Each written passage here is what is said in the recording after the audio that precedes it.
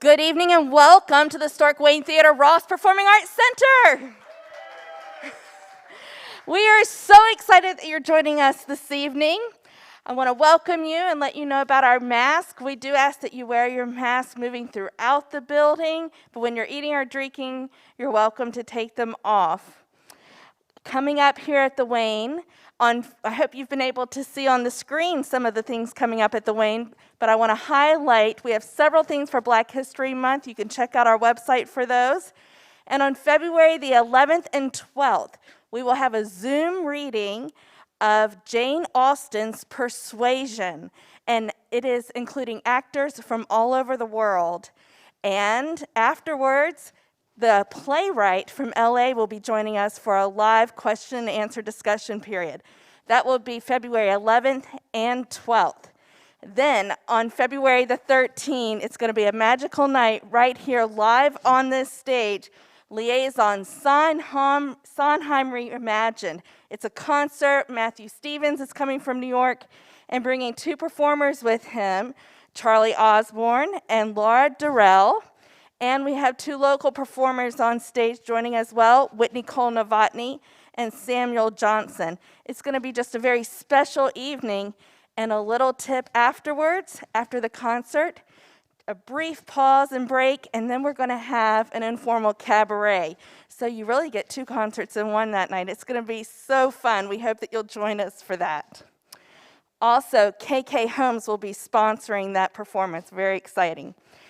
We are live tonight, so you can check us out on Facebook and YouTube channel. Those of you at home, thank you for joining us live. We have a great studio audience ready to rock and roll this evening for sure.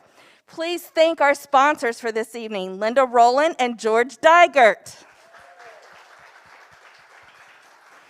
Tonight is the first of 3 concerts that are a benefit for the Wayne Theater. Tonight we'll be celebrating the 50s, the last Saturday of February, the 60s, and the last Saturday of March, the 70s.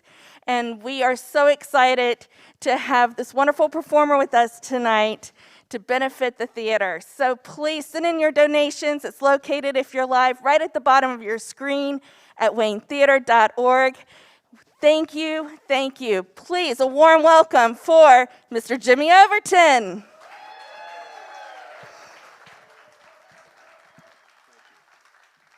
Good evening, friends.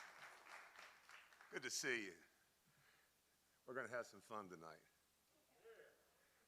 We're going to have some fun tonight. Thank you so much for being here. And for those who are joining us online, we appreciate you being here as well.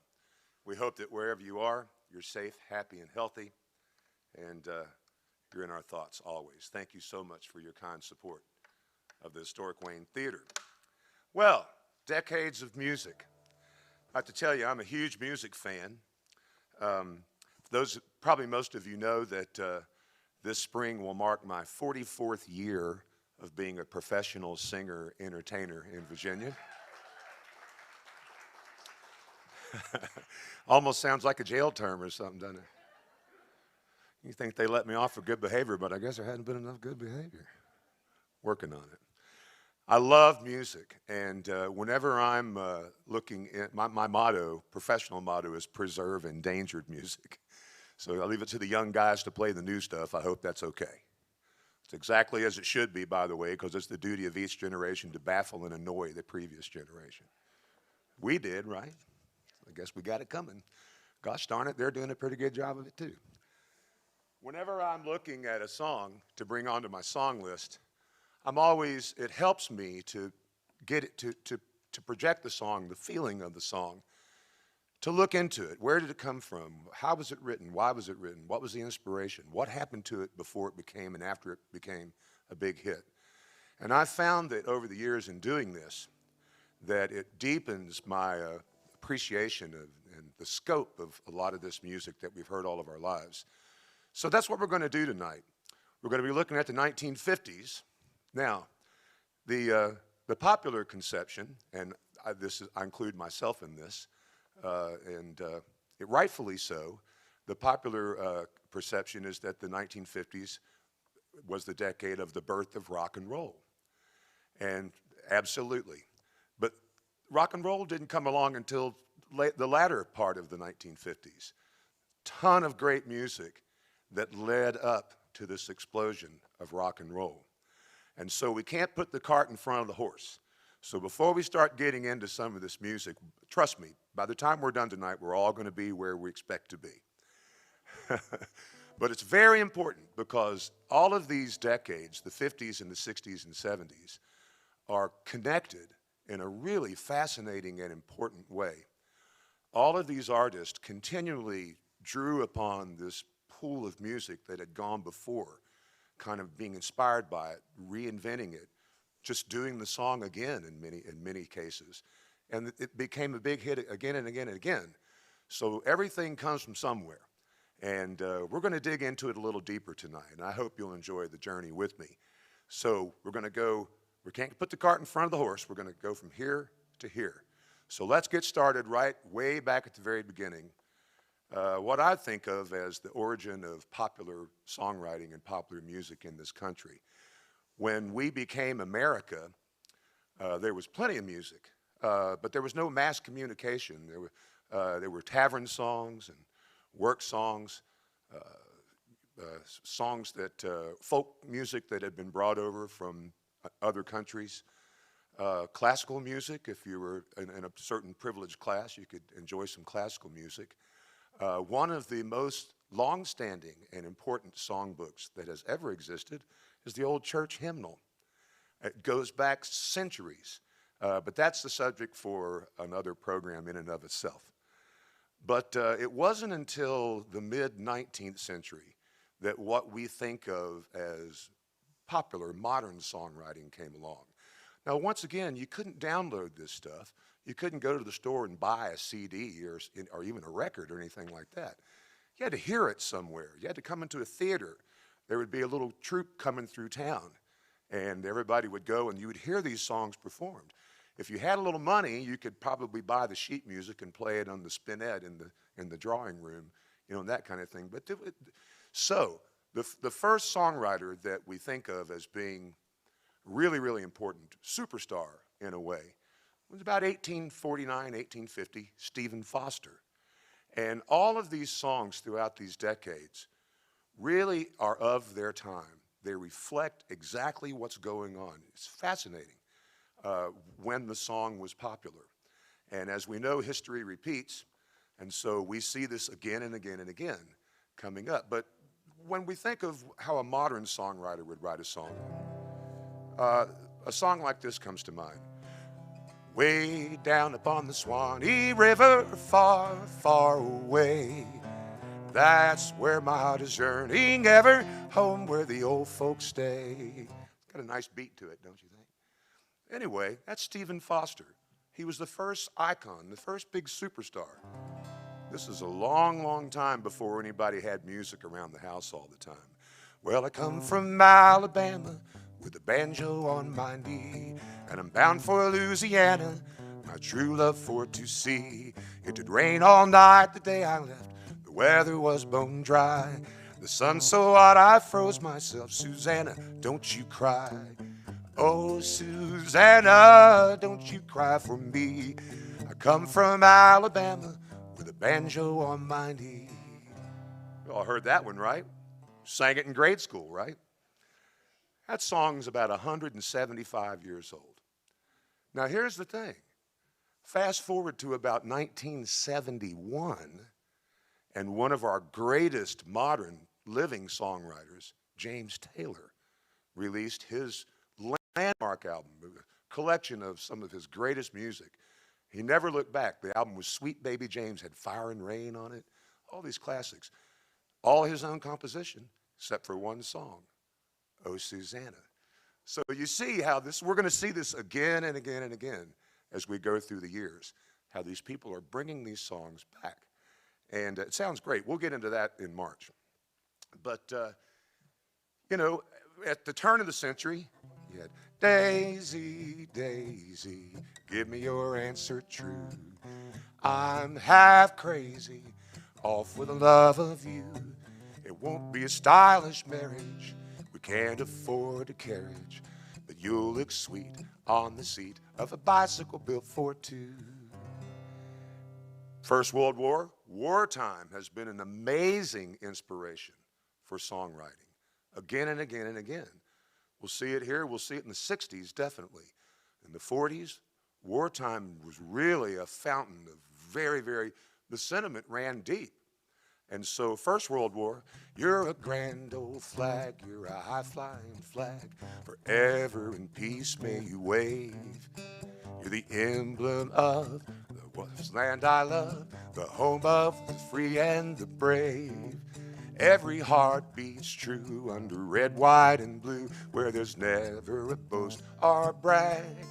So should all acquaintance be forgot, keep your eye on the grand old flag. George and Cohen, the second big, huge superstar in American songwriting.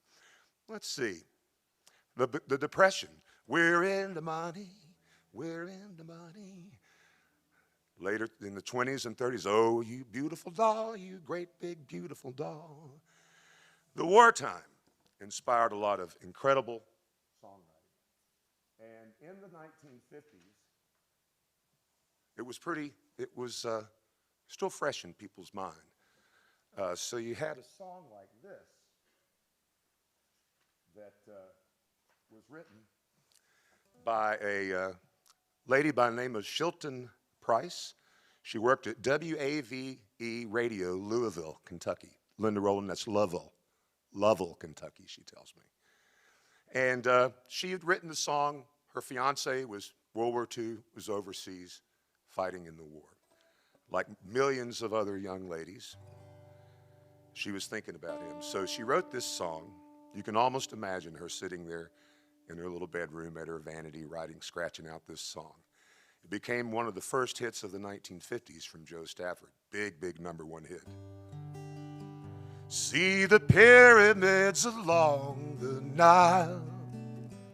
Watch the sunrise on a tropic isle. Just remember, darling, all the while, you belong to me. See the marketplace in old Algiers. Send me photographs and souvenirs. Just remember, when a dream appears, you belong to me. I'll be so alone without you. Maybe you'll be lonesome too and blue. Fly the ocean in a silver plane. See the jungle when it's wet with rain. Just remember, till you're home again, you belong to me. Yeah. Boy, they don't write them like that anymore. I don't know why. So here we are. And the war is over. The draining, demoralizing austerity of World War II was done. We've had a few years now. We're going into the 1950s. And gosh, had more money than we knew what to do with, had leisure time, had all the food we could possibly eat. We had the atomic bomb. We were pretty much in the catbird seat, right? So there was time for everybody to kind of, everybody started having a TV in the house and a record player in the den, and times were good. And the music reflected that. Here we go. Sugar in the morning, sugar in the evening, sugar at supper time. Be my little sugar and love me all the time.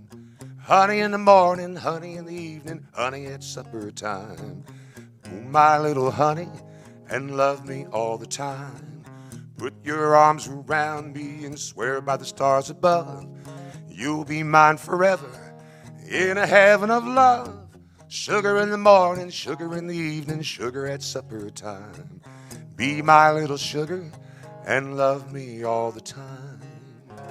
Remember that one? The McGuire sisters. The very epitome of wholesomeness and the American way. It was kind of a strange revelation when it became known that Phyllis McGuire was the girlfriend of mafia boss Sam Giancana. And there's a dark side. We're going to see it again and again also. Always a dark side. Here we go. This song was a popular song written by Larry Russell, Inez James, and Buddy Pepper, recorded by big band singer Anita O'Day. Somebody had a brilliant idea that it would be a good, what they call crossover song, a song that would maybe come from the Broadway song charts over into the popular music charts. There was no rock and roll yet. Nobody knew what that was. And so here we have a number one song from 1931 and from 1957. On a day like today, we'd pass the time away, writing love letters in the sand. How you laughed when I cried each time I saw the tide take our love letters from the sand. You made a vow that you would ever be true, but somehow that vow meant nothing to you. Now my broken heart aches with every wave that breaks over love letters in the sand. You made a vow that you would ever be true, but somehow that vow meant nothing to you. Now my broken heart aches with every wave that breaks over love letters in the sand. Little Pat Boone, yeah. We're getting there. We're getting there. I can kind of hear it coming. Got a little ways to go yet, though. Now, everybody who may be at home listening or who might be in the theater right now that was born after about 1980 is thinking, what in the world is this guy playing up there? I thought it was going to be 50s music. This song was number one all across the land, 1956. We're getting closer. Gogi Grant. Lady Gaga thought she was coming up with something. Gogi. In a railroad shack by a lonely track, I spent my younger days. And I guess the sound of the outward bound made me a slave to my wandering ways. And the wayward wind is a restless wind, is a restless wind that yearns to wander. And we were born the next of kin, the next of kin to the wayward wind. Well, I met her down in a border town. We swore we'd never part. And though I tried my best to settle down, now she's alone with a broken heart.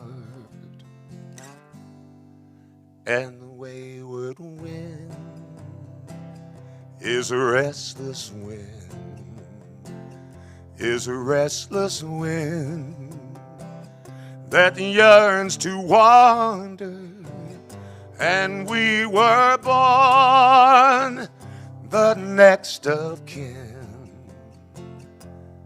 the next of kin to the wayward wind. Oh, yeah.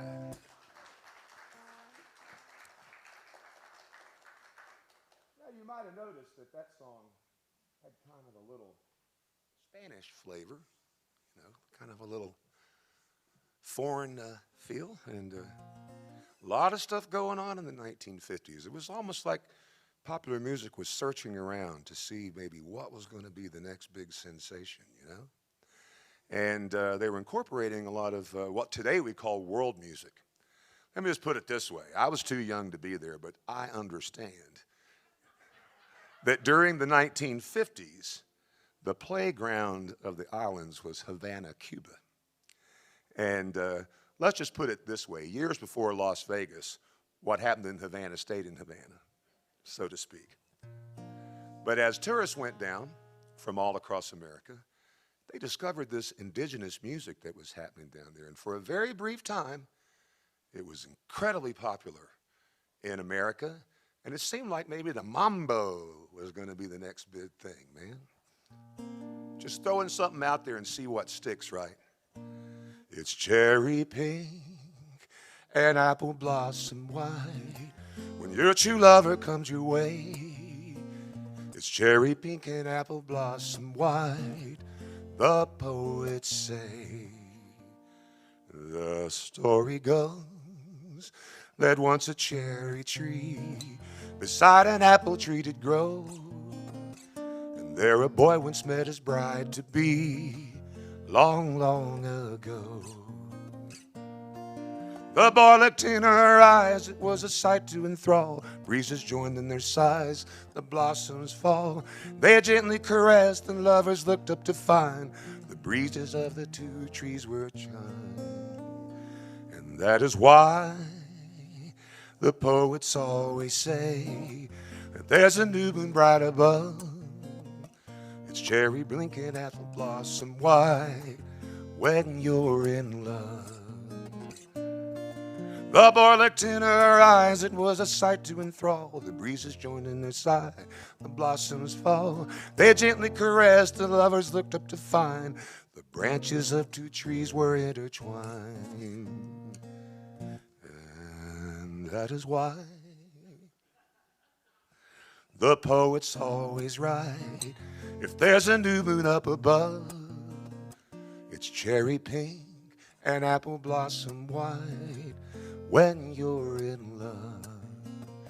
It's cherry pink and apple blossom white when you're in love. Yeah.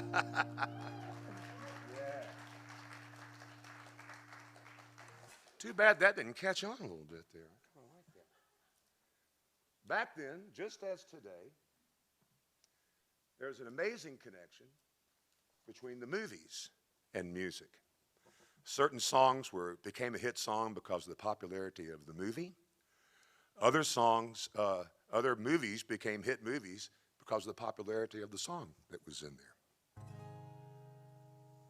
This was the singer and actress, very talented lady, Debbie Reynolds. And this single earned Debbie, who's not really a pop singer at all, more of an actress, but she stepped up and sang this song. Number one, a gold record across the United States. It was nominated also in 1957 for Best Song Academy Award, Oscar, Best Song in any movie. It made its debut in a film entitled Tammy and the Bachelor. Years later, it was in movies like The Big Lebowski and Fear and Loathing in Las Vegas. So as you see, these songs never go away. They keep coming back.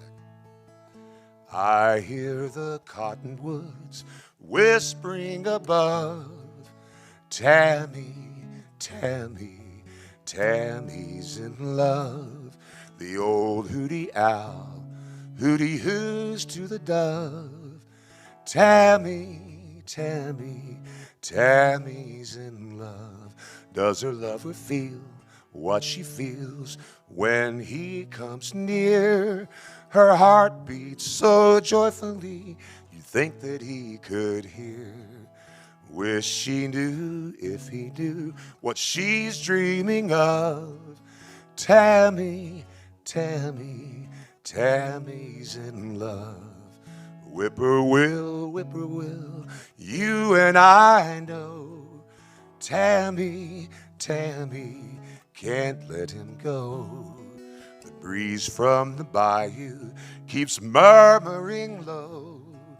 Tammy, Tammy, you love him so. When the night is warm, soft and warm, she longs for his charms. She'd sing like a violin if she was in his arms. I hear the cottonwoods whispering above. Tammy, Tammy, Tammy's in love. Tammy, Tammy, Tammy's in love. Oh, yeah, man. I'm not sure we'll ever have a #1 song across America that sounds like that again. Too bad. This next song is from 1955. It was written by, the music was written by Alex North, the lyrics by Hy Zarette. They wrote the music as a theme for what was then kind of a grade B, little-known prison movie, which was very popular film genre at the time, called Unchained, 1955. Hence the title of the song. In 1955, 3 versions of this song charted in the Billboard Top 10 in the United States. 4 versions went to the top 10 in the United Kingdom, one of them from Liberace. We're not going to do any Liberace tonight, I'm sorry. Wrong outfit. The song continued to chart in the following decades. Nobody remembers the movie. The song will be here forever. Oh, my love, my darling, I've hungered for your touch such a long, lonely time. Days go by so slowly, and time has changed so much. Are you still mine? Oh, I need your love. I need your love. Godspeed your love to me. Lonely rivers flow to the sea, flow into the arms of the sea. Lonely rivers say, wait for me, wait for me. I'll be coming home, wait for me. Oh, my love, my darling, how I've hungered for your touch, such a long, lonely time. I need your love. I need your love. Godspeed your love to me.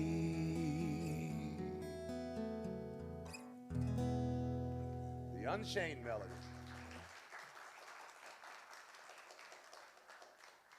Of course, that came back in 1965, the version from the Righteous Brothers that's become kind of the definitive jukebox version of that song.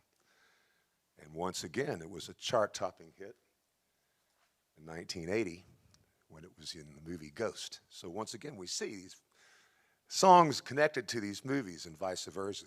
They come back again and again.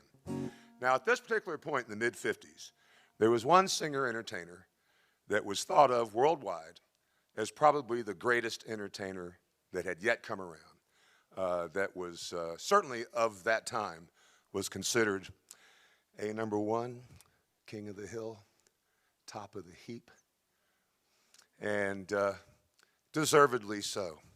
He's one of two artists that we'll be covering over the next couple of months that had big, big hit songs in both the 50s, 60s, and the 70s. Not many can say that. Only two. This is one of them. And once again, this is a song that was originally from 1938. Here we have it, big, big hit song from 1955. I don't care what the weatherman says it's raining. You'll never hear me complaining. I'm certain that the sun will shine. I don't care how the weather vane points, when the weather vane points to gloomy. It's gonna be sunny when your eyes look into mine. Jeepers creepers, where'd you get those peepers? Jeepers creepers, where'd you get those eyes? Woo! That feels good, man. Jeepers creepers, where'd you get those peepers? Jeepers creepers, where'd you get those eyes? Golly gee, when you turn those heaters on, woe is me, I got to put my cheaters on. Gosh, oh, get up, how'd you get so lit up? Gosh, oh, get up, how'd you get those eyes? Yeah. Oh, golly gee, when you turn those heaters on, woe is me, I got to put my cheaters on. Jeepers creepers, where'd you get those peepers? Jeepers creepers, where'd you get those eyes? Jeepers creepers, where'd you get those eyes? Where'd you get those eyes? Where'd you get those eyes?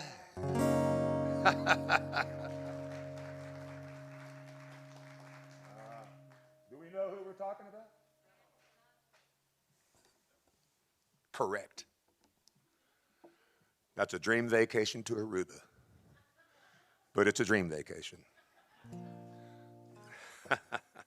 Let's try this one.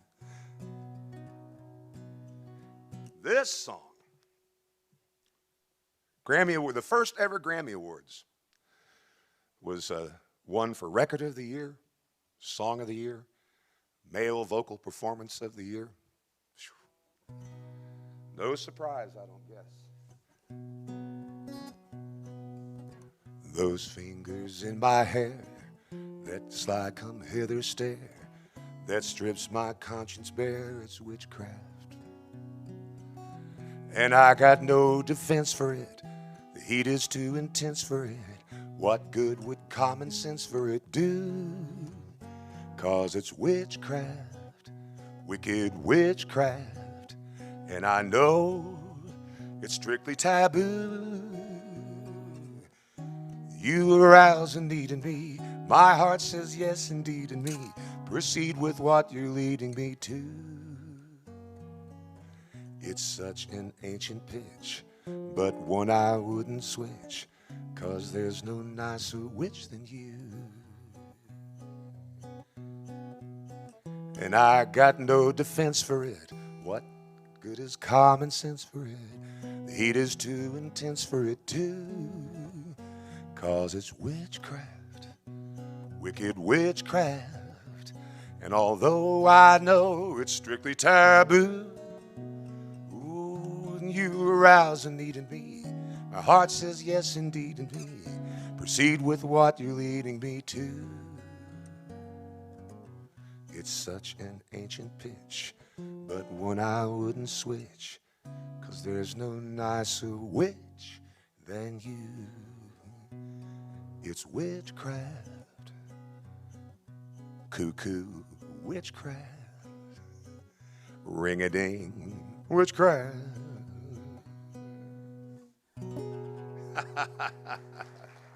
Oh, boy. Somebody get me a double martini, shaken and not stirred, please. Oh, now we come to young man, first-generation Italian-American, Steubenville, Ohio. Not a place you'd think some great artist is going to come from, right? And he didn't have many skills. He tried to be a boxer at one point and would show up at the illegal speakeasy gambling joints and deal cards. He got pretty good at that.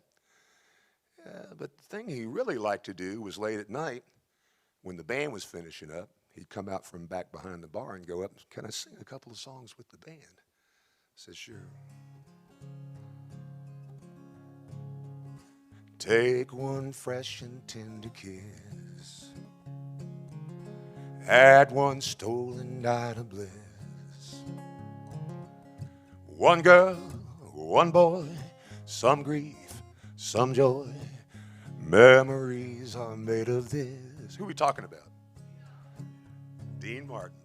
This gives me a chance to do. Oh, by the way, right when this song's a big hit on the radio, there was a young kid in Memphis, Tennessee that was a huge Dean Martin fan.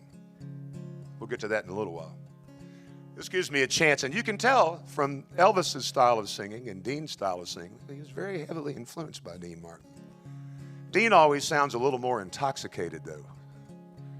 So let me see if I can get my Dean Martin impersonation. Oh, forget a small beam, folded lightly with a dream. Your lips and mine, two sips of wine, memories are made of them.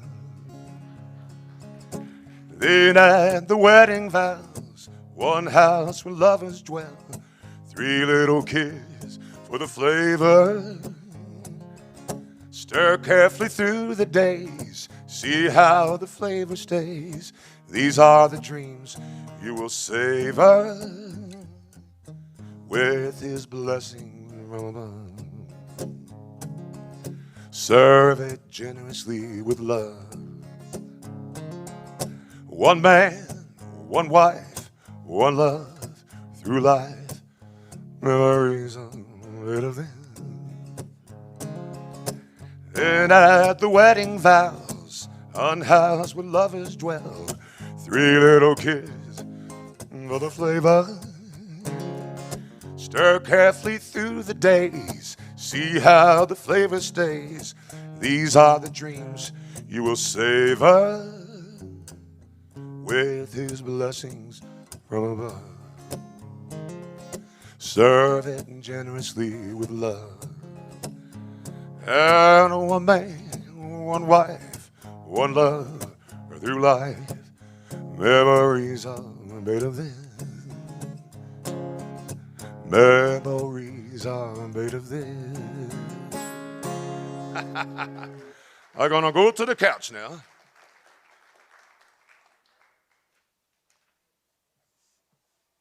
How did all these people get in my room? How long have I been here? Oh, I fell in love with my wife when we were dating when she told me she was a Dean Martin fan. Sealed the deal. In Napoli, where love is king, when a boy meets girl, here's what they say. When the moon hits your eye like a big pizza pie, that's amore. When the world seems to shine like you've had too much wine, that's amore. Bells will ring, ting-a-ling-a-ling, ting-a-ling-a-ling, and you'll sing Vita Bella. Hearts will play tippy-tippy-tay, like a gay tarantella. When the stars make you drool, just like pasta azul, that's amore. When you dance down the street with a cloud at your feet, you're in love. When you walk in a dream, but you know you're not dreaming, signore. Excuse me, but you see, back in old Napoli, that's the morning when the moon hits your eye like a big pizza pie. That's amore. When the world seems to shine like you've had too much wine, you're in love. When you walk in a dream, but you know you're not dreaming, Signore. Excuse me, but you see, back in old Napoli, that's the morning. Excuse me, but you see, back in old Napoli, that's the morning. Thank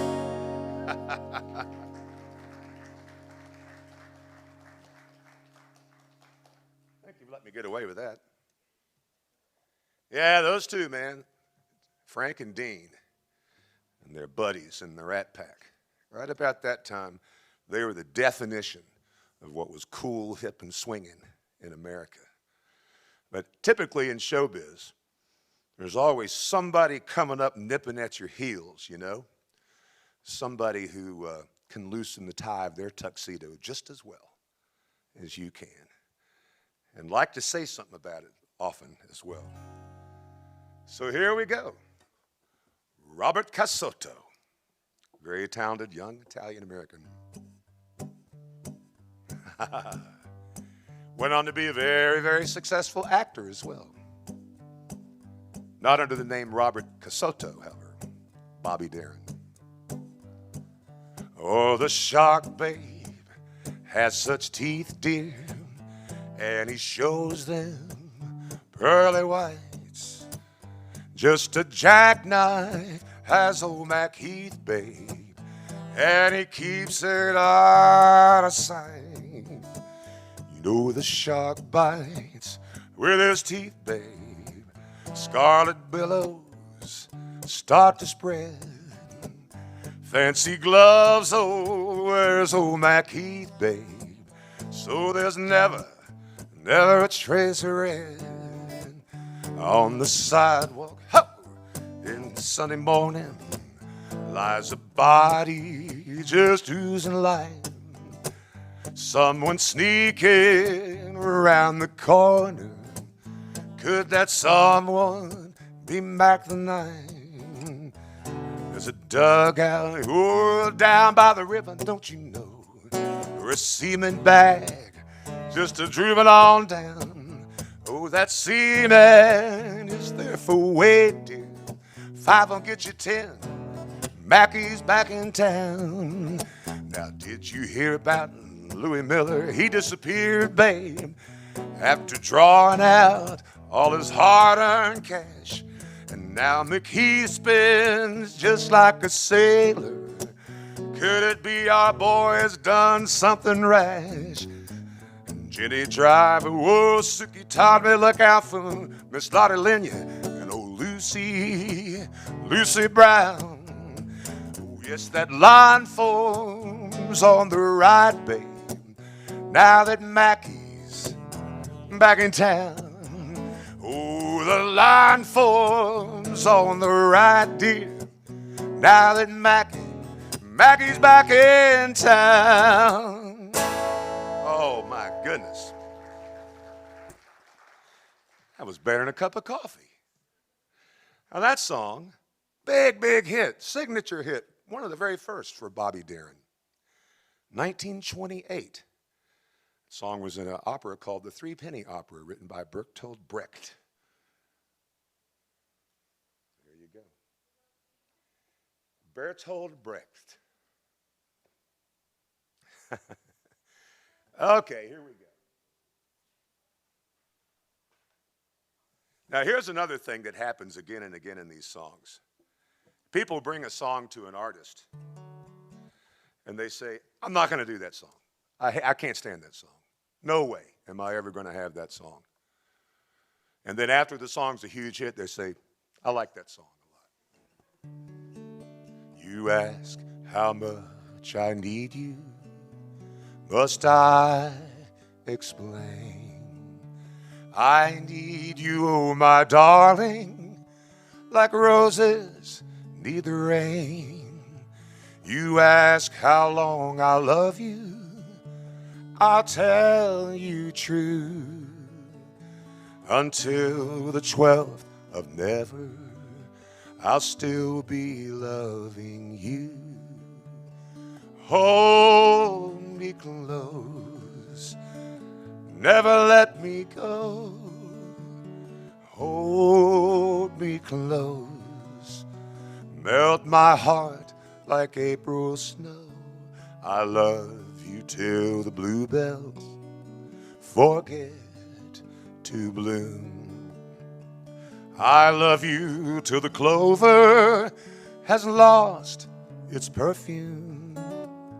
I love you till the poets run out of time. Until the 12th of never, and that's a long, long time. Until the 12th of never, and that's a long, long time. Johnny Mathis. Thank you. You're very kind. Thank you. He didn't like that song.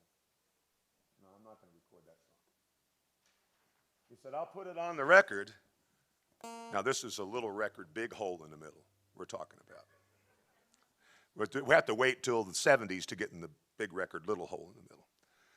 But he said, I'll put it on there. If you really insist on me doing this song, we'll put it on there. But it's not going to go on the A side. Now, the A side was always the side sent out to the radio stations. This is the song that we would like you to play.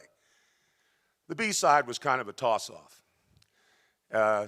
Fortunately, though, DJs listened to both sides of the record.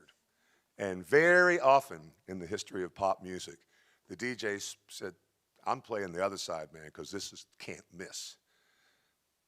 12th of Never was the B side. So here we go. Conchetta Rosa Maria Franconero. Whew, that's a mouthful, isn't it? Young girl, and she sang and played the accordion. Very talented. And she played church halls and, union dances and stuff like that. Bring her up, bring up little Conchetta and let her sing a few songs. And eventually, like a lot of stars from the period, she was invited to, she became well known. She was only about 13, 14 years old. She was invited to appear on Arthur Godfrey's Talent Scout, which is kind of like the version of American Idol back in those days.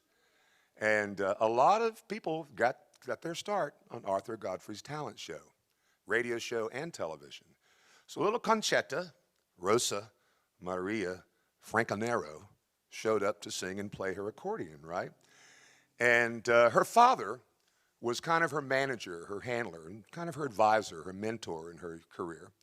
And he had very high hopes for his young daughter. So she came back to Arthur. It was kind of just like American Idol, where if the applause meter goes into the red, you come back the next week, and sooner or later, everybody across America knows who you are. And Arthur Godfrey said, listen, when you sing, you have a lovely voice. You're a beautiful young girl. People are looking at the accordion. Get rid of the accordion. Just lose the accordion. To come out and sing. We have a very talented band here, house orchestra on the Arthur Godfrey show. And just lose the accordion. Come out and sing, because I think you can really make it on that. It's distracting. And I just can't, this is Arthur Godfrey, I can't wrap my tongue around Conchetta Rosa Maria Franconero. You got to do something about that. How about Connie Francis? Okay, let's try that. So right away, instant notoriety. She was signed to MGM, big record company at the time. Success, right? The deal was 10 records. That was kind of a normal thing. If you came in, they'd give you 5 or 10 recording sessions where you'd record a couple of songs on the A side and the flip side, send it out to the DJs. If it worked, if one of them became a hit, renegotiate the contract and we'll go a little further with you. But it was just kind of put your toe in the water and see what would happen. She did 9 songs, all of them flopped. And so they were to their last chance to get a hit record for young Connie Francis. her father said, listen, there's a song that I just have loved all my life, and something tells me this needs to be your next record. And he sang it for her, and Connie's like, oh, Dad, I've never heard that song before. Well, it's from 1923. 1923. He's like, look, this is the 1950s. There's no teenager in the world who's going to have any idea what this song is. How can you possibly be suggesting this? Well, let's give it a try. It had been featured in a Marx Brothers movie in 1946. So here we go again. And so Connie said, well, I've got nothing to lose. If this record's a flop, I'll pick up the accordion and go back and play in the church hall. Here it comes.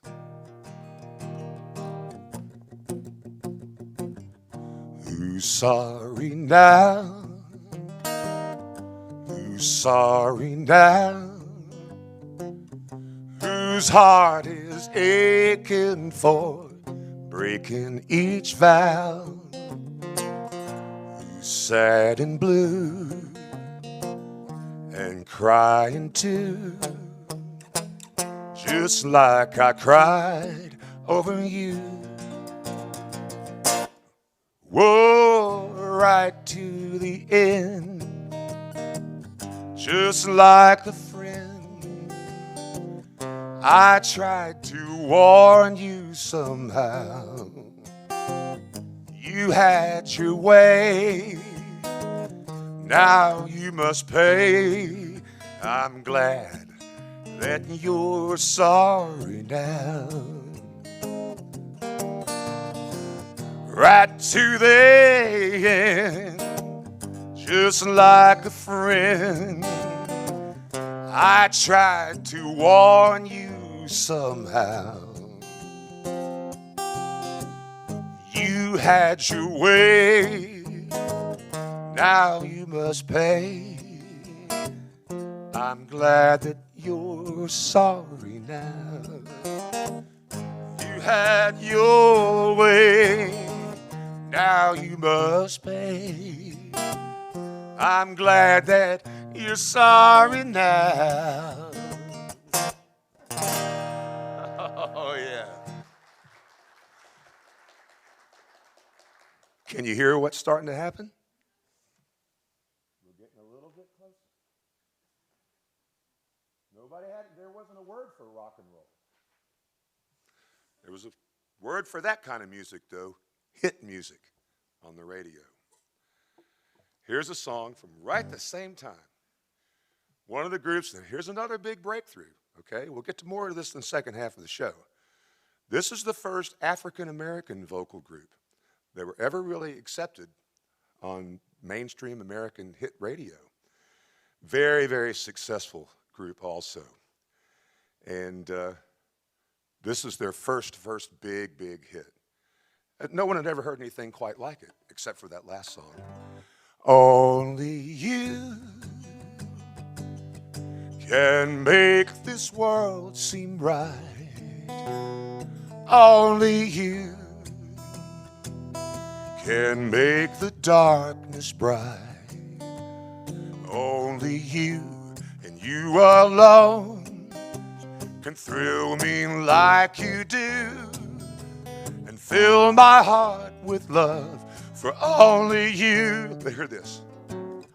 Only you can make this change in me, for it's true.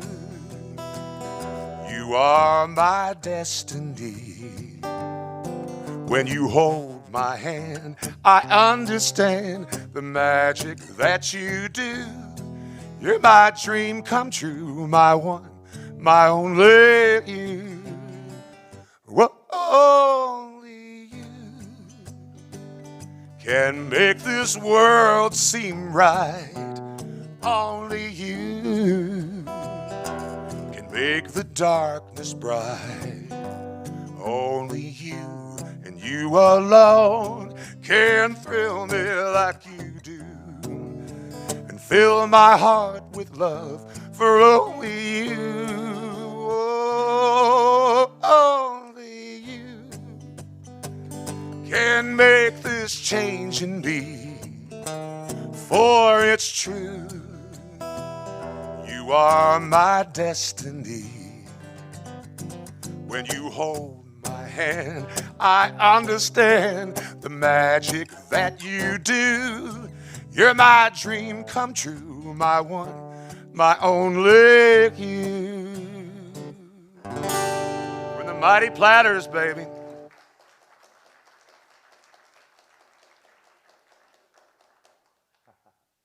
Moms all over kitchens in America.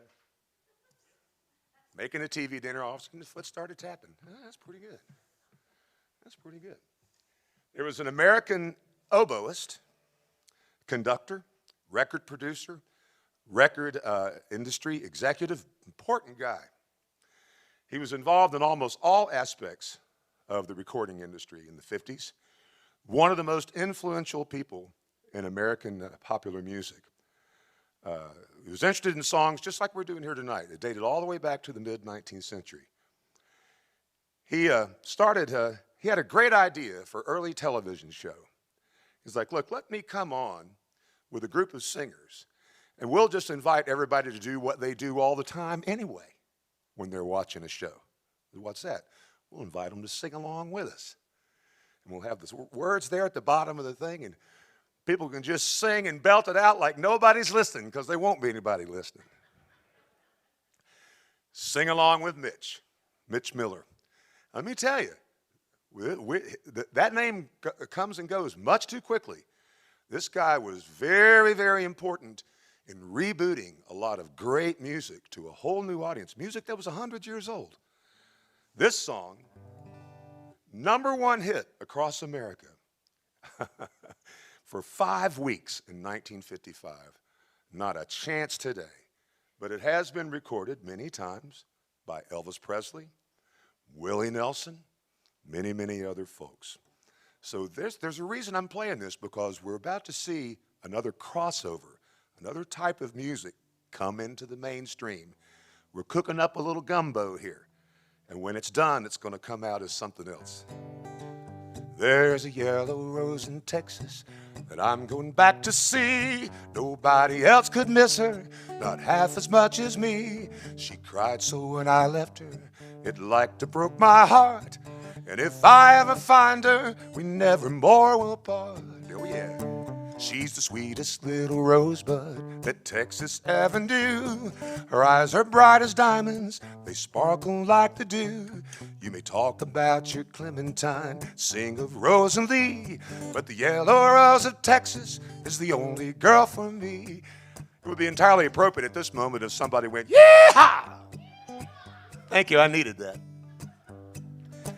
Where the Rio Grande is flowing, starry scars are bright.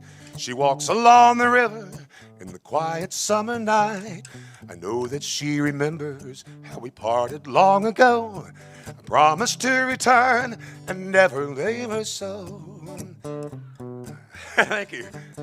She's the sweetest little rosebud that Texas ever knew. Her eyes are bright as diamonds, they sparkle like the dew. You may talk about your Clementine, sing of Rosalie, but the yellow rose of Texas is the only girl for me. Oh, now I'm gonna find her, my heart is full of woe. We'll do the things together we did so long ago. We'll play the banjo gaily, she'll love me like before, and the yellow rose of Texas will be mine forevermore. She's the sweetest little rosebud that Texas ever knew. Her eyes are bright as diamonds, they sparkle like the dew. You talk about your Clementine, sing of Rosalie, but the yellow rose of Texas is the only girl for me. The yellow rose of Texas is the only girl for me. Yeah! Oh. Watch where you're stepping on the way out of here. I grew up in Oklahoma. I'm very careful where I step all the time. Now this opened up something else. Remember singing along with Mitch? He's standing with a little goatee and a little baton. He was looking at you through that TV screen, man. He wasn't watching the guy. They're all standing back there singing and everything. And he's like, come on, sing it out. Let me hear you. So now all of a sudden, there had been this Western music in the Western certain areas of the country where radio kind of played that stuff, but not anything like all across America, or indeed all across the world. Suddenly that changed. And this all led to where we're going at the end of the night tonight. Here's a big, big hit. This guy taught himself to play the guitar while he was serving in the Navy in World War II. From Glendale, Arizona. This song's only slightly shorter than the 12 Days of Christmas, so settle in. Out in the West Texas town of El Paso, I fell in love with a Mexican girl.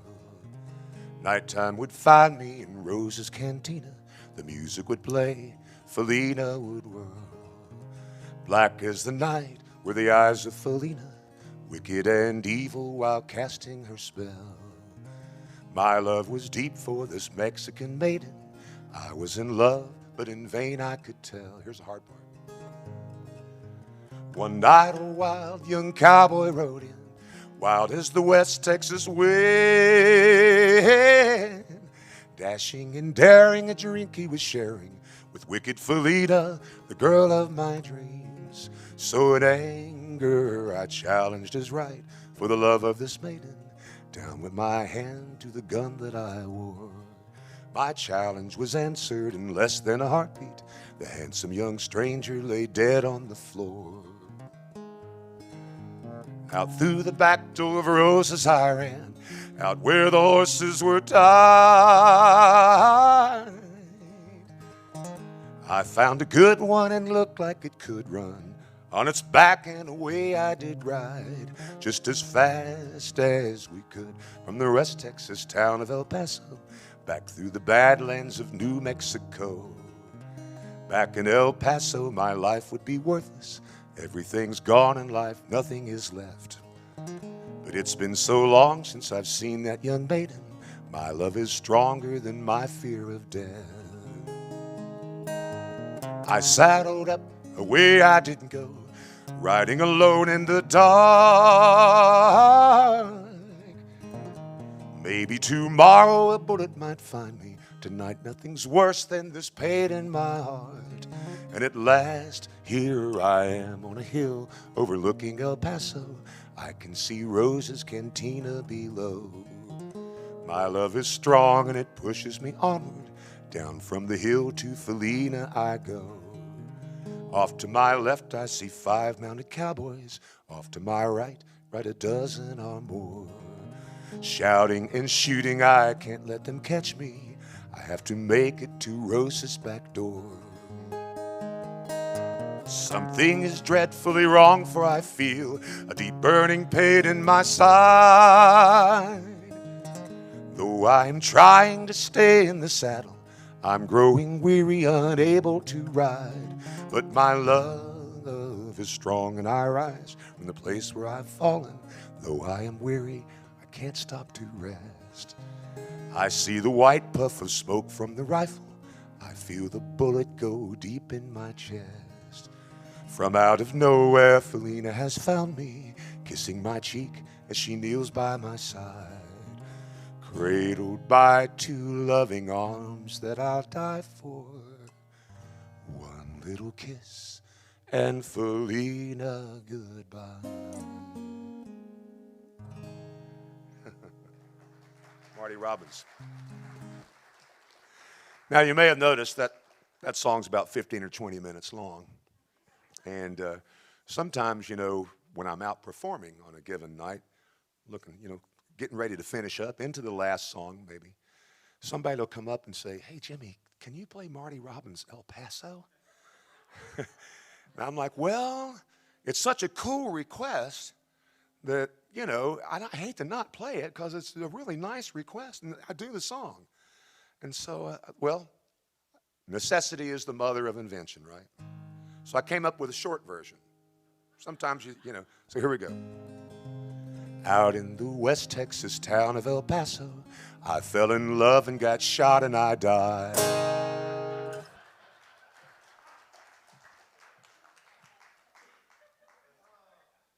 Cuts out all that middle part. What's really frightening is that sometimes at the end of the night, people think they heard the whole song. Hear a little more music than I'm playing, but that's okay. One of the qualities I most admire. So what's happening now is we had all this, sugar in the morning, sugar, all that. How much is that doggy in the window? The one with the waggly tail, right? We had all that coming into the 50s. Now all of a sudden we've got Perez Prado doing Cherry Pink and Apple Blossom Way. We got Conchita Maria Francisco Franconorio in Billboard singing Who's Sorry Now? We got the Platters, and all of a sudden we got Yellow Rose of Texas. And so, it's coming into like a little whirlwind here. Where is it going to end?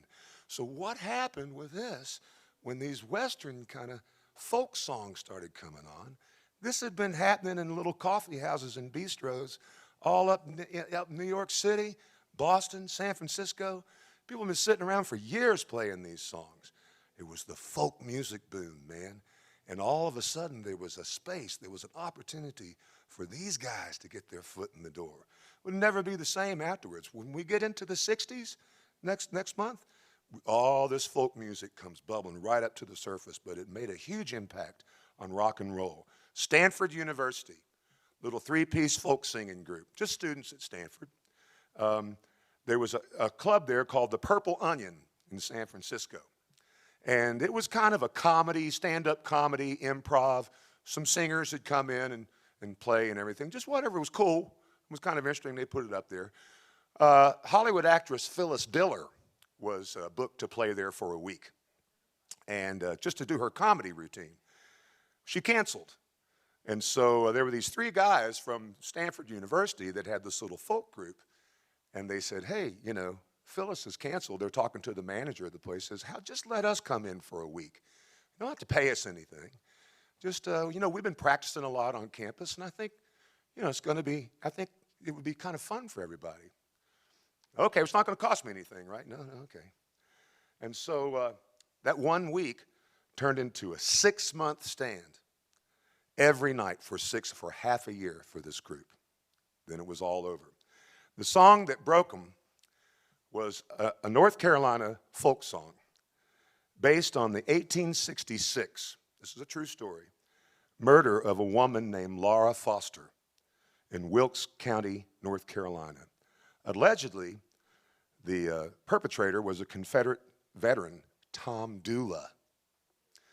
The song fits within a wider genre of what's known as Appalachian sweetheart murder ballads. There's a lot of them out there, too. Sure, I'm sure that exists everywhere, not just Appalachia, but a local poet named Thomas Land, this is 1866. A local poet named Thomas Land wrote a song about the tragedy shortly after Thomas Dooley was hanged. Dooley's last name in Appalachia was pronounced Dooley, leading to some confusion in the spelling over the years. The pronunciation of the final A in Dooley as a Y, Dooley, is an old feature of mountain, centuries-old Appalachian speech, dialect, like the Grand Old Opry, kind of like the same type of deal. It's a regional, local dialect. The confusion was very profound for a doctor who was an American physician known internationally at that time for his dedication to humanitarian work around the world. The height of his fame and recognition in 1958 when this song became super heavy rotation, big hit on American radio. That doctor's name was Dr. Tom Dooley. Oh, come on, man. You got all these names in the world and you got to pick mine out of the hat. Hang down your head, Tom Dooley. Hang down your head and cry. Hang down your head, Tom Dooley. Poor boy, you're bound to die. I met her on the mountain. There I took her life. Met her on the mountain. Stabbed her with my knife. Hang down your head, Tom Dooley. Hang down your head and cry. Hang down your head, Tom Dooley. Poor boy, you're bound to die. This time tomorrow, I reckon where I'll be. Hadn't it been for the sheriff, I'd have been back in Tennessee. Hang down your head, Tom Dooley. Hang down your head and cry. Hang down your head, Tom Dooley. Poor boy, you're bound to die. This time tomorrow, I reckon where I'll be. Down in the lonesome valley, hanging from the white oak tree. Hang down your head, Tom Dooley. Hang down your head and cry. Hang down your head, Tom Dooley. Poor boy, you're bound to die. Poor boy, you're bound to die. Suddenly the field was widening up. And with the Western songs coming in, like Yellow Rose of Texas, and a song like Tom Dooley, suddenly there was this rush to mine this treasure trove of all these songs that had been around for 100 years that are, that people hadn't heard in so long. Big, big hits.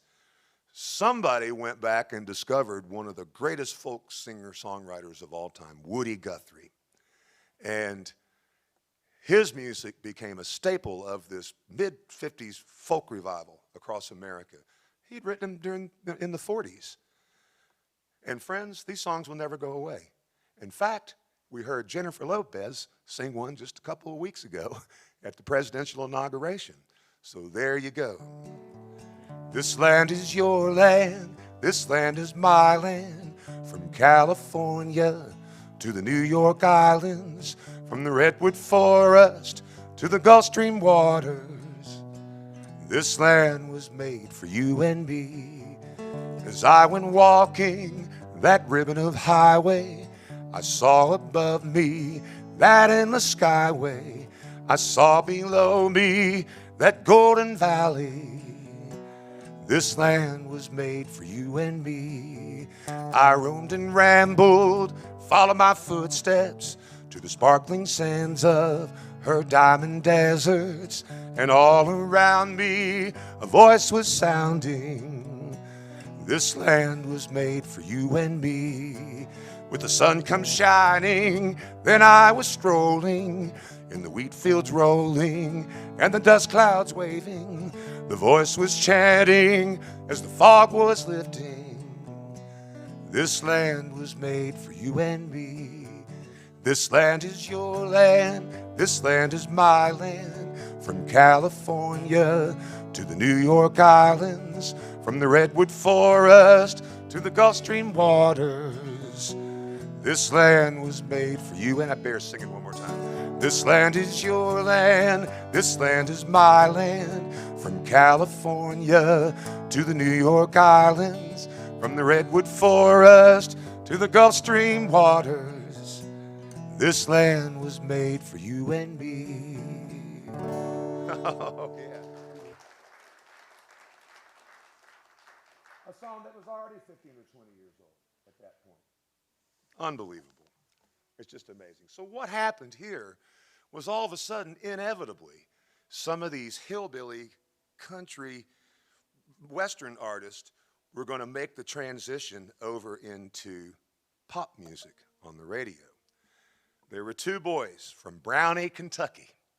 Their father, Ike, had been original radio star, not a big star, but came and went kind of quickly on the old Grand Ole Opry, WSM radio in Nashville. Ike Everly was Dad's name. Two sons, very, very talented. Don and Phil Everly, the Everly brothers. Their harmony was genetic. It was unbelievable. And Chet Atkins heard these two boys. He was slumming around in Kentucky at one of the county fairs, and he's like, these kids have something extraordinary. Bring them to Nashville. Chet Atkins had the idea of, let's not have them do all this hillbilly mountain music like they've been doing. Let's find them a good songwriting team and see what we can do with this. So they brought in a man and a woman, man and wife, Felice and Baudelaire Bryant, who had this songbook. They were just waiting to match it up with the right voices. And all of these songs were written by that same songwriting team. And big, big hits when those two young old-time mountain music kids became big, big pop stars. Bye-bye love, bye-bye happiness, hello loneliness, I think I'm gonna cry. Did you hear that? Comes up with Buddy Holly in just a little while. Bye-bye love, bye-bye sweet caress, hello emptiness, bye-bye my love goodbye, bye-bye my love goodbye. There goes my baby with someone new. She sure looks happy, I feel so blue. She was my baby till he stepped in. Goodbye to romance that might have been. Oh yeah. Bye-bye love, bye-bye happiness, hello loneliness, I think I'm gonna cry. Bye-bye love, bye-bye sweet caress, hello emptiness, bye-bye my love goodbye, bye-bye my love goodbye. I'm through with romance, I'm through with love, I'm through with counting the stars above. Here's a reason that I'm so free, my loving baby is through with me. Oh yeah. Bye-bye love, bye-bye happiness, hello loneliness, I think I'm gonna cry. Bye-bye my love goodbye. Yeah, wake up, little Susie, wake up. Wake up, little Susie, wake up. We both fell sound asleep. Wake up, little Susie, and weep, 'cause that movie's over, it's 4 o'clock. We're in trouble deep. Wake up, little Susie. Wake up, little Susie. Well, what are we gonna tell your mama? What are we gonna tell your papa? What are we gonna tell our friends when they say, ooh la la, wake up, little Susie. Wake up, little Susie. Well, I told your mama you'd be home by 10. Susie, baby, look like we goofed again. Wake up, little Susie. Wake up, little Susie. We gotta go home. Wake up, little Susie. Wake up. Wake up, little Susie. Wake up. That movie wasn't so hot, and it didn't have much of a plot. We fell asleep, our goose was cooked, and our reputation shot. Oh, little Susie, wake up, little Susie, we gotta go home. Wake up, little Susie, wake up. Oh, yeah. Woo.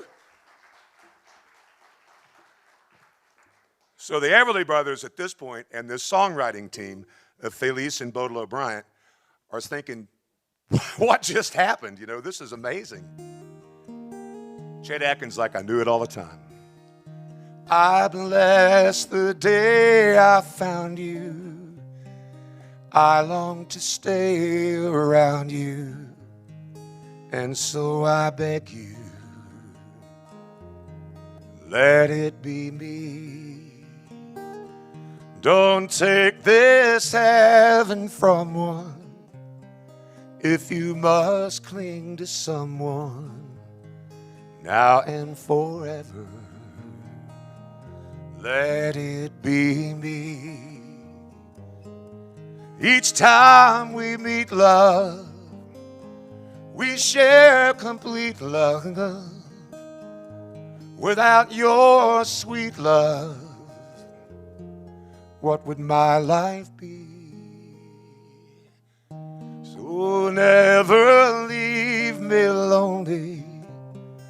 Tell me you love me only, and that you'll always let it be me. Thank you very much, my friends. Okay.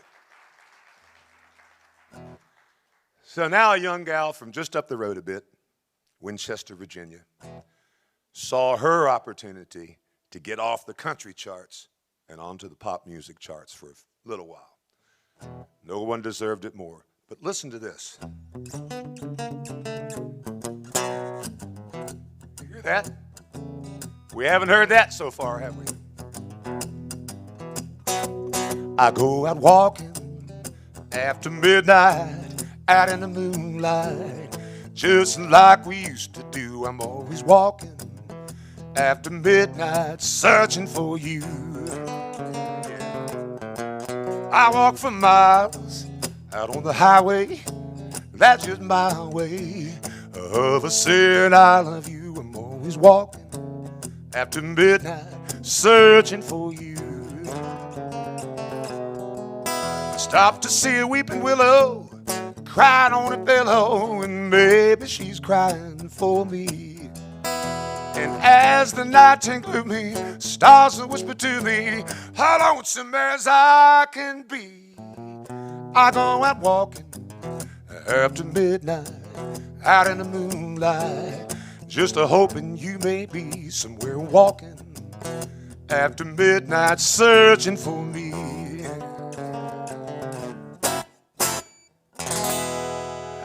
Okay. Now, if you were a fortune teller right about here, you're looking in your crystal ball, and you're saying, I see something. I think it's an earthquake. No. I think it's a hurricane. No. I think it's a tidal wave. No. I think it's lightning striking. No. All of the above. We're right on the threshold now of what we've been waiting to hear. I'll see you after the intermission, folks. Very brief intermission. Thank you. We'll be right back.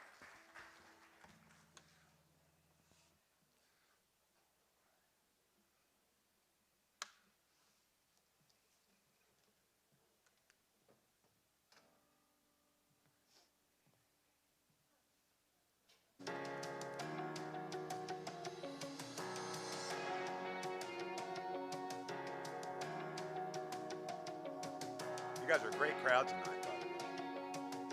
Thank you.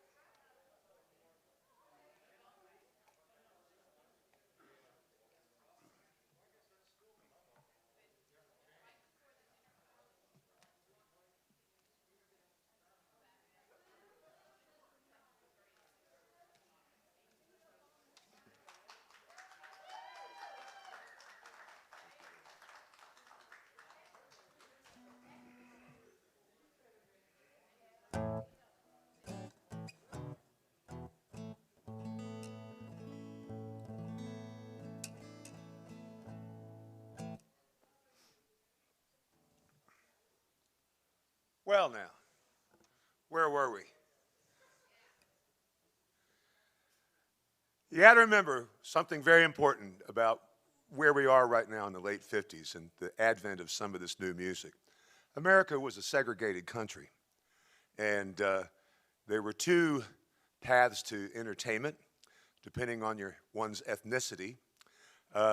If you were a person of color, you played a certain venue in a certain side of town, and your music was played. No one heard it, particularly folks from the other side of town. And your music was played on certain radio stations, and if you were a young kid in white middle-class America, you were warned, don't listen to that, and you'd get your fanny read if you were caught listening to it. And so it was two separate things, all right? You couldn't go down to the local Woolworth store and buy certain records because they just weren't there. You had to go over to another place in another part of town to get those if you dared. And so there was a whole world of music that was bubbling around underneath the surface while all of this stuff that we've been playing was going on. Some groups like the Platters stepped over into hit hop radio at the time. Most did not. But here's the thing. These radio stations that played this other music, Memphis, New Orleans, Philadelphia, New York City, Los Angeles, you couldn't, 50,000 watts blasting out across America every night. You couldn't keep a kid from hiding under the covers with his radio and listening to that stuff, okay? You could only steer him away from it so far. And so suddenly, Memphis, Tennessee, a young kid there was a delivery boy for an electrical parts company. He didn't have any experience with performing or anything like that, but he'd sing around the house and sing at high school in the auditorium once in a while. Very, very, what can I say? His family was one step ahead of the law and the landlord, literally. So he came from very, very poor background, incredibly devoted to his mother. So in downtown Memphis, there was a little privately owned for-hire recording studio, Sun Studios. And Sam Phillips was the owner there. And for $1 or so, you could come in. They had a little record-cutting machine right there in the building on the back of it. It was a tiny little place. You'd fit the whole place onto this stage. And they had a little place. You'd come in, and you could sing a song, you know, "You Are My Sunshine," you know, give it to your wife or whatever you want to do. And they'd cut a little record. That'll be $1.35, sir. And you could take your record home. And it usually lasted a month or so before the lacquer and everything started to wear off. So this young man said, I want to make a record for my mom because she loves to hear me sing a couple of songs. So he saved up his money, went down there. When he got there, the only person there was the secretary. The guy who actually ran the recording studio was not in at that time. And he said, well, I want to make a record for my mom. She loves two songs called My Happiness and That's When Your Heartaches Begin. And I can do two, right? I can put one on. Yes, sir, that'd be fine. So he had a little guitar all out of tune. And they put him in front of a microphone, and he sang a couple of songs, gave him his record. That record is priceless today. One copy. And he took it home and gave it to his mom. Well, when Sam Phillips, the owner of the studio, came in, anything going on today, Lois? She said, yeah, this kid came in and sang. He's pretty good. I mean, you know, he's just a kid, greasy-haired kid, but, you know, it was pretty good. I wish I had his record here. I wish you had a chance to meet him. Sam said, well, you know, I've been trying to find somebody that maybe put this place on the map. Let's get him back in here. So she took his phone number and everything when he was there, called him up, can you come back in? They probably called him from the phone booth down on the corner because they probably didn't have a phone. And Sam Phillips, there were a couple of guys around who were like musicians for hire. And you could bring them in for $5 and they'd spend the day, guitarist and a bassist, Scotty and Bill, and a big bull fiddle bass, big upright bass like that. So these guys played barn dances and union hall dances for hire. So he had them there, and he brought this young kid in, Elvis, and said, just play me, I'm going to roll the tape here, and you just play me some songs that you like. So the going thing there in Memphis was, it was like bluegrass music, like Bill Monroe songs and stuff like that, you know. So they're sitting in there and blue moon of Kentucky keep on shining. Shine on the one that's gone and left you blue. So Scotty and Bill, they played this stuff in their sleep, right?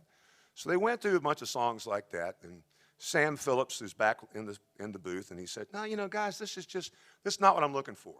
So let's just take a break and let me rewind this tape. We're going to record over all this stuff. That's another priceless tape that got recorded over. Because none of this stuff was working. So just give me 5 minutes. So this kid had been listening under the pillow to the radio to this big boogie woogie station in Memphis. And so he said, you know, if they was on the radio there, it would be blue moon, blue moon, blue moon, you're shining bright. Blue moon, keep on shining bright. You're gonna bring me back my baby tonight. Blue moon, you're shining bright. I said blue moon off Kentucky, wanna keep on shining. Shine on the one that's gone and left you blue. I said blue moon off Kentucky, wanna keep on shining. Shine on the one that's gonna left you blue. Sam Phillips said, wait a minute, hold on. What is that? Oh, we're just fooling around. We'll fool around some more. Let's run the tape. You know any more songs like that? Well, there's a few songs I hear on the radio once in a while. Play me another one. Well, that's all right, Mama. That's all right for you. That's all right, Mama. Any way you do is just all right. That's all right. Well, that's all right, Mama. Any way you do. Yeah, Mama, she done told me. Papa had told me too. Son, that woman you're fooling, well, hey, no good for you, but that's all right. That's all right. Well, that's all right, Mama. Anyway you do. Whoa. Ka-ching. This is the guy I've been looking for. All of that. Now, off the leash, baby. Now, remember that little pattern I was playing for Walking After Midnight? Walking after midnight. Well, bless my soul, what's wrong with me? I'm itching like a man on a fuzzy tree. My friends say I'm acting wild as a buck. I'm in love. I'm on sugar, yeah. Yeah.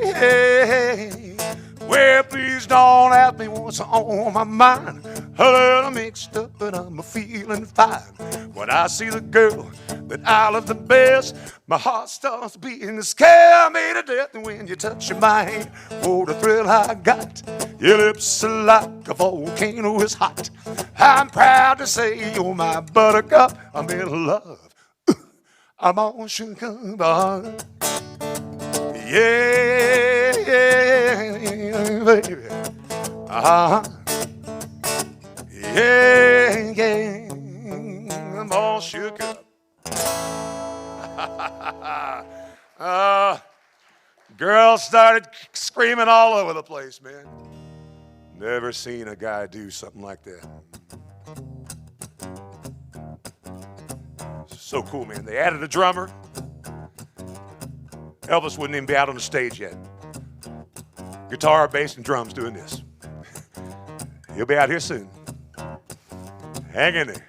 People going nuts. Here it comes. The Memphis Flash Hillbilly Cat. Walk up to the microphone. He go, oh. Woo, place go nuts. Yeah. Ooh, you know I can be found sitting all alone. If you can't come around, at least please telephone. Don't be cruel. Oh, it's true. I know you might be mad over something that I might have said. Well, please forgive my past. The future looks bright ahead. Don't be cruel. Your heart is true. I don't want no other lover. Baby, it's just who I'm thinking of. That's an inside joke. Well, don't stop thinking about me. Oh, making me feel this way. Yeah, come on over here and love me. You know I'm wanting you to say, don't be cruel. Your heart is true. Well, baby, let me be your little teddy bear. Put a chain around my neck. Lead me anywhere, let me be your teddy bear. Yeah, baby, let me stay around you every night. Run your fingers through my hair, hug and squeeze me tight. Let me be your teddy bear.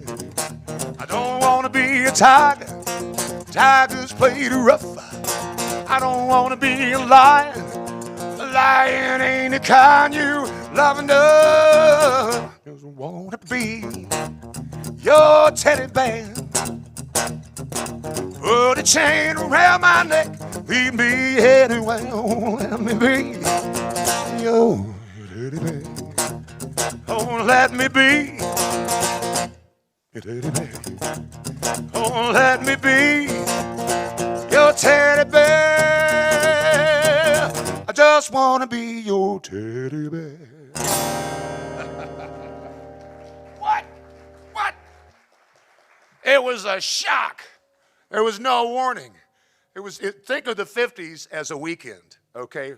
Make that comparison. On Saturday and Sunday, there was no such thing as rock and roll. And on Monday morning, it was everywhere. You couldn't get rid of it. It was here to stay, man. It was like, who are all these people that have been waiting at the gate, and now they're turned loose upon the world? Unbelievable. Just an amazing. Never was the same after that. But just to show, there's another side. Here we go. I love this song. Are you lonesome tonight? Do you miss me tonight? Are you sorry we drifted apart? Does your memory stray to the bright sunny day when I held you and called you sweetheart? Do the chairs in your parlor seem empty and bare? Do you gaze at your doorstep and picture me there? Is your heart filled with pain? Shall I come back again? Tell me, dear, are you lonesome tonight? Do you gaze at your doorstep and picture me there? Is your heart filled with pain? Shall I come back again? Tell me, dear, are you lonesome tonight?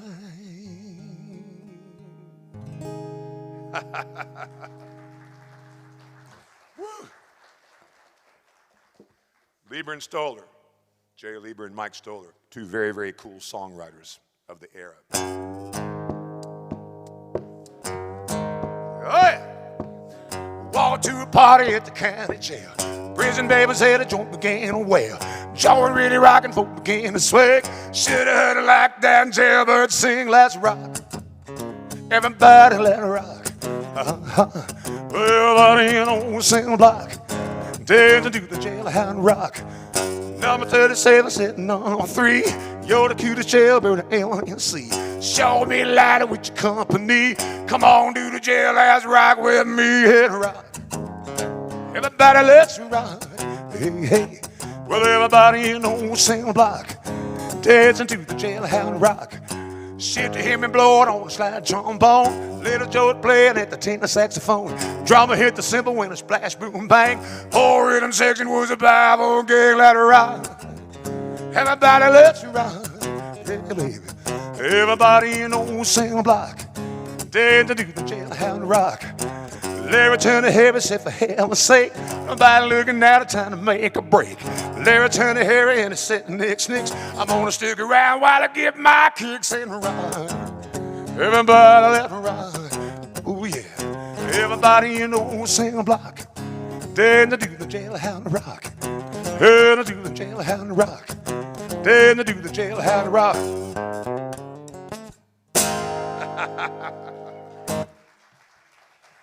All right, well, we all know about that.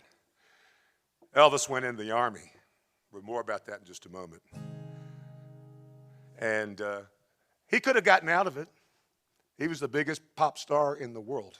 Plenty of money, plenty of influence. Could have gotten out of it. He got the call, and he said, no, other young men my age who are my fans are answering the call, and I'm going. So there was a shock that in the Elvis industry that he was going to be out of the public eye for a couple of years. And so they were mad rush to get a bunch of stuff done, recorded and ready to go, so that every 6 months there could be a new Elvis record. And so at one point, they ran out of music. And the colonel was on the phone with Elvis over in Germany saying, you know, Elvis, we got to have a record, man. It's been way too long. And Elvis said, well, listen, what about that one record we did right before we went in the Army, and we didn't really know what we're going to do with it, but I think I put that one out there. And the colonel said, are you crazy? You're like a rock and roll artist, man. We can't, what are you thinking, man? I got a feeling, so I'm going to put that out there. Biggest hit he had while he was in the Army. You saw me crying in the chapel. The tears I shed were tears of joy. I know the meaning of contentment. Now I'm happy in the Lord.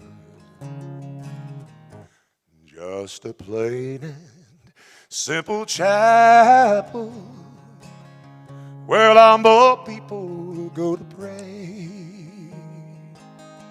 I pray the Lord that I'll grow stronger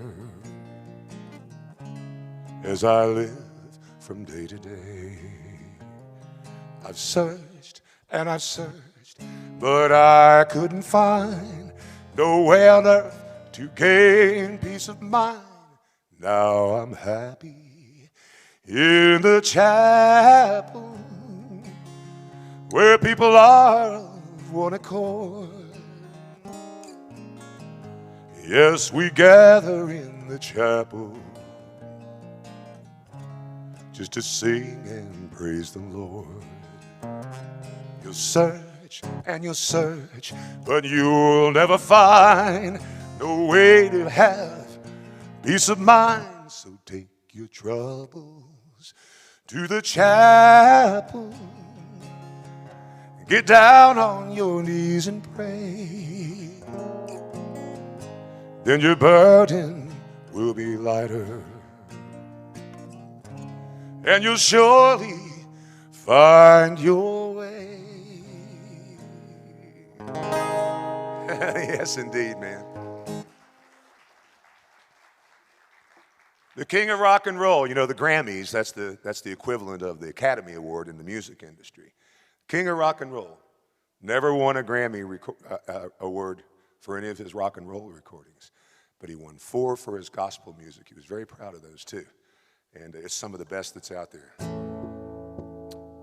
Well, it's 1 for the morning, 2 for the show, 3 to get ready. Now go, cat, go, and don't you step on my blue suede shoe.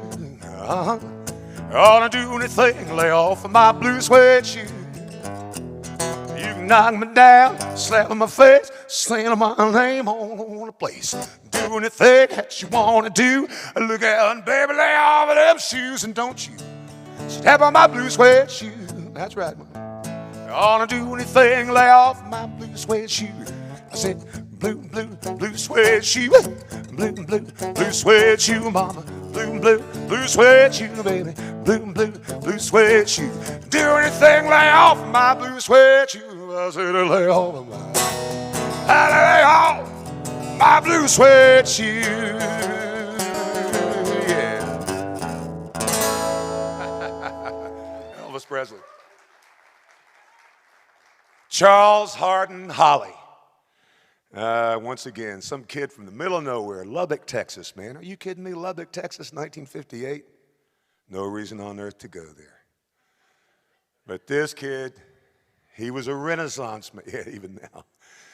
He was a glimpse of what the future of pop music was going to look like, because he did something that no one else had done. He wrote the songs. He produced the songs in the studio. He played the guitar on all the songs. He went out on the road touring and performing the songs. He was kind of given the credit for developing the two guitars, bass, and drums standard kind of rock band format that we would see next month about this time. Amazing guy. He was only about 19 or 20 when he sang these songs, and that's about, I'm about 3 or 4 times that now. But so I'm trying to get back into singing like a little kid did. There are 2 hallmarks of 50s rock and roll, early 50s rock and roll. One is the stutter. Hold me close, hold me tight, let me thrill with the light. The other is the hiccup. Well, there's 1 for the money, 2 for the show, 3 to get ready, now I'm going. Buddy had them both. Let me show you what. They would go like a lot of kids that time. They would go to the movie house on Saturday and sit and watch whatever movie was playing. And what else are you going to do in Lubbock, Texas in 1958, right? But they would go to the movie house, watch the movie. There's a movie playing. By the way, Monday is the Buddy Holly story right here in this theater for you Monday night movie fans. Don't miss it. It's great. We'll see if the blizzard that they're calling for comes. But like everybody growing up and went to the movies, there was a movie called The Searchers, a Western with John Wayne. And we showed it here. Great, great movie. And it involves John Wayne searching for a little girl who'd been kidnapped by the Indians and for years and years. And throughout the movie, someone who's with him say, you know, are you ever going to stop looking for this girl? I'll just give it. And he says, well, that'll be the day. Here we go. Well, that'll be the day when you say goodbye. That'll be the day when you make me cry. You say you're gonna leave me, you know it's a lie. That'll be the day when I die. You give me all your loving and your turtle doving and your hugs and your kisses and your body too. You say you wanna hold me, still you tell me boldly that someday I'll meet you. Well, that'll be the day when you say goodbye. That'll be the day when you make me cry. You say you're gonna leave me, you know it's a lie. That'll be the day when I die.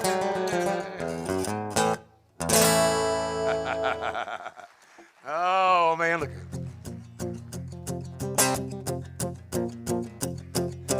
Peggy Sue, Peggy Sue, oh, how my heart yearns for you. Oh, Peggy, my Peggy Sue, oh, well, I love you, child. I want you, Peggy Sue.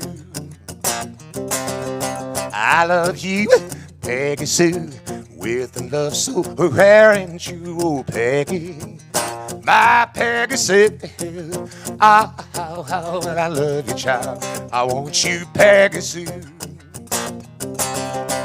Peggy Sue, Peggy Sue, a pretty, pretty, pretty, pretty Peggy Sue. Oh, Peggy, my Peggy Sue. Oh, well, I love you, child. I want you, Peggy Sue. Oh, well, I love you, child. I want you, Peggy Sue. Oh, man. Now, I grew up in Oklahoma, which is sometimes thought of as a little suburb north of Dallas. And I'm a class of 1957. That's when I sprang into the world. And youngest of 3 boys, mom and dad. She was outnumbered from the beginning, my poor mother. And I think that when I came along, she was really, this is long before you knew whether it was a boy or a girl or anything like that. It was just kept your fingers crossed. I think she really was looking for a girl. Somebody to at least even the playing field a little bit. Well, I came along. And it was revealed to me, this is 1957 now, it was revealed to me later that had I been a girl, my mother intended on naming me Peggy Sue. So, woo! That's a close one, man. Can you imagine? Yeah, we're going to go down to the movies on Monday night. Peggy Sue's down there.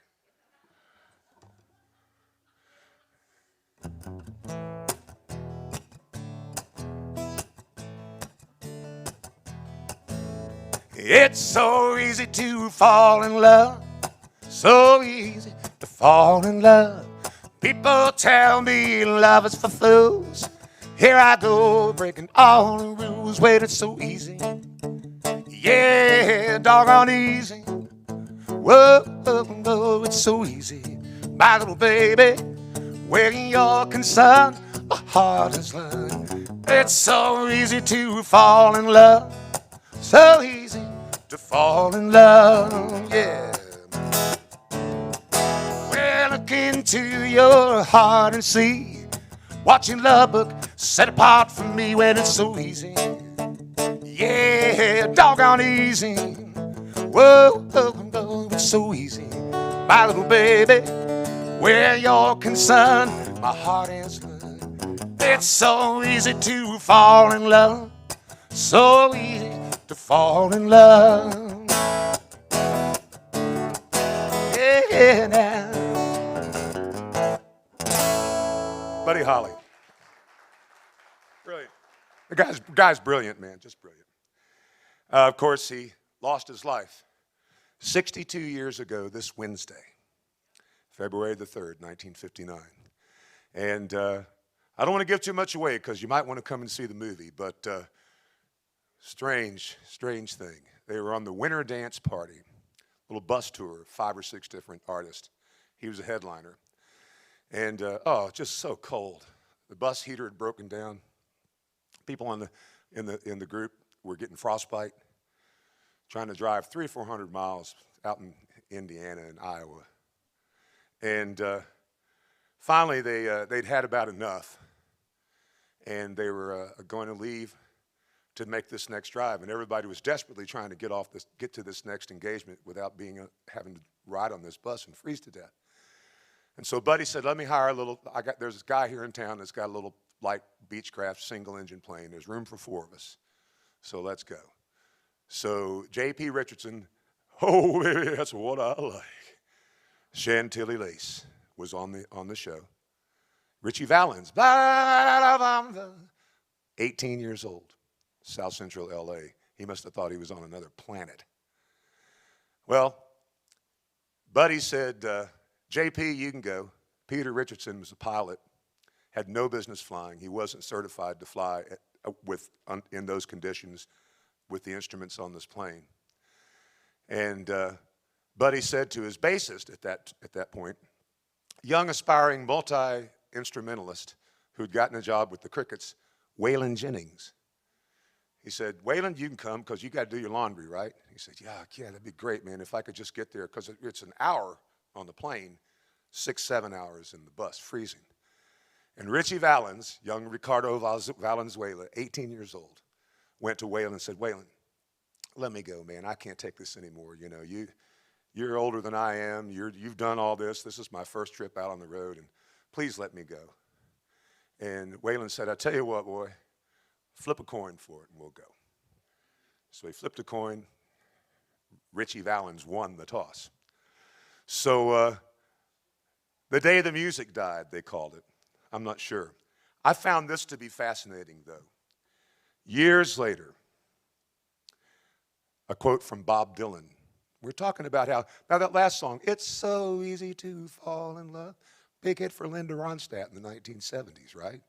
So once again, we're seeing this cycle of this music coming back and being reinterpreted and reinvented, a hit all over again. Young Robert Zimmerman, Bobby Dylan, was a 17-year-old kid, and he attended a show on that tour, the Winter Dance Party in Duluth, Minnesota. This is incredible.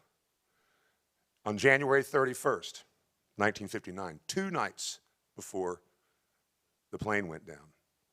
And he was there watching, and Buddy Holly came on. He was right up in the big mob of kids on the front row. Everybody was up on their feet, right up to the stage. And Bob Dylan was accepting a Grammy for Album of the Year in his album that he'd made in 1998, okay? How many years later is that? And in his acceptance speech, he said, I was a 17-year-old kid and saw Buddy Holly just a day or two before he died. And when he walked out on that stage, he looked at me and I looked at him, and we both held each other's glance for a long time. And he said, ever since that moment, somehow or another, this is 1998, Dylan said, somehow or another, ever since that moment, I felt like that he's kind of been with me through everything that I've ever done. So this Grammy is for him. He never got his, so we're devoting this to him. What a story, huh? Amazing story. So just to show you that there's more to Buddy, he could write a really nice ballad also. Here we go. Just you know why you and I will by and by know true love ways. Sometimes we'll sigh, sometimes we'll cry. Then we'll know why just you and I know true love ways throughout the day. Those true love ways will bring us joys to share because we really care. Sometimes we'll sigh, sometimes we'll cry. Then we'll know why just you and I know true love ways. Thank you, Buddy Holly.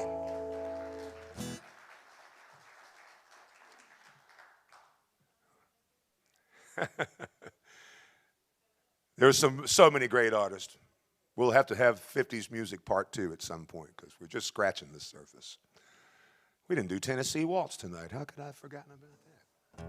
Something to look forward to. Chuck Berry is the greatest rock and roll poet of all time. No one can write a lyric like rock and roll lyric like Chuck Berry. Let me show you what I'm talking about.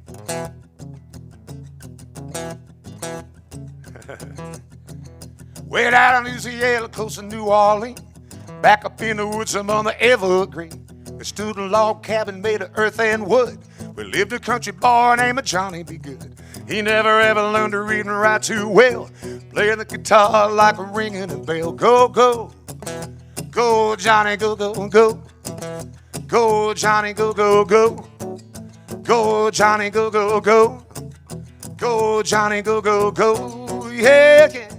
Johnny Be Good. He used to carry that guitar in a gunny sack, sit beneath the trees by the railroad track, and listen to the train in the evening shade, strum on his guitar to the rhythm it made. Folks would look at him and drop their mouth and say, my God, that little country boy can play. Let's go. Go, Johnny, go, go, go. Go, Johnny, go, go, go. Go, Johnny, go, go, go. Go, Johnny, go, go, go. Yeah, yeah, Johnny Be Good. Well, our mama said to him, one day you'll be a man. You're gonna be the leader in a rock and roll band, and folks are gonna come from miles around. Hear you play your guitar when the sun goes down, and you will look up, see your name in lights. Johnny Be Good tonight. Go, go. Go, Johnny, go, go, go. Go, Johnny, go, go, go. Go, Johnny, go, go, go. Go, Johnny, go, go, go. Yeah, yeah, Johnny Be Good.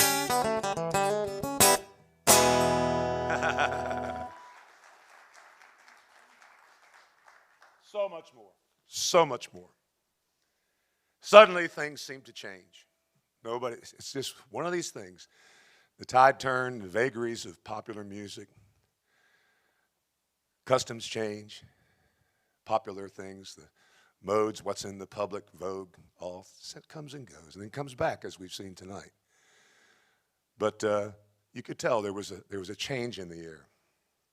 We started hearing artists like Paul Anka and Ricky Nelson from the old Ozzie and Harriet TV show. Great music, don't get me wrong, but it wasn't the There was nothing very threatening about it.